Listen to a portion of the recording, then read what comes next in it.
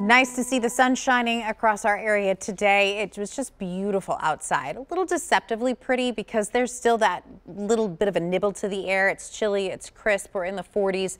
We're still running a couple degrees below normal, but that changes by tomorrow.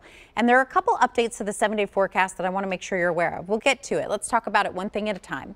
Murfreesboro looking like gold on the square. Beautiful. 44 there.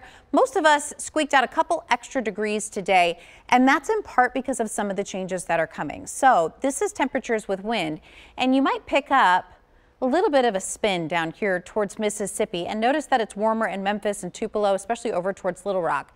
There's a high pressure sitting there, and the wind around that flows clockwise.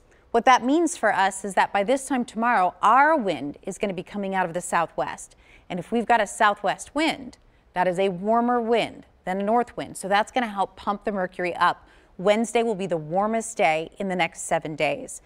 High pressure tends to also bring us clear skies, not all the time, but most of the time. And that's exactly what we've got. So calm, quiet, clear weather with a slow warming trend. That means tonight will be cold, but not as cold as what it was this morning. Just barely dipping below freezing into the upper 20s before the mercury starts to go the other direction. 40s today, we were in the 40s yesterday, but tomorrow, mid 50s is going to feel balmy. Now, as far as our next weather maker, it's Thursday, but it's wimpy. So this is how this plays out. Our wind switches out of the south tomorrow. Some clouds drift in and out, but you'll still get some sunshine on Wednesday.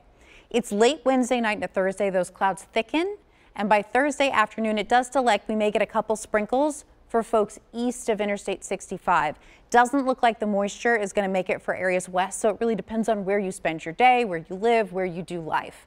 If it's east of Interstate 65 Thursday, yes, you could run into a couple raindrops, but it would be just that, a few raindrops. Now, the weekend is still looking complicated and somewhat sloppy.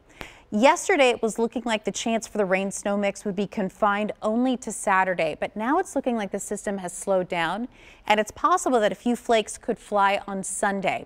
There are a lot of question marks in place. The storm system that's coming towards us this weekend is actually still way out over the Pacific Ocean. It's over 4,000 miles away.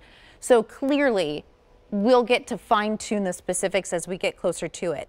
Most important thing you should know is that a rain-snow mix is looking likely on Saturday, and if some flakes can still fly Sunday, we may get some minor accumulations with it, but it wouldn't be a repeat of last Thursday. Like I said, it's complicated, and it also looks pretty sloppy and gross and cold. Of course, we'll have more carry on what folks should be prepared for coming up at 5.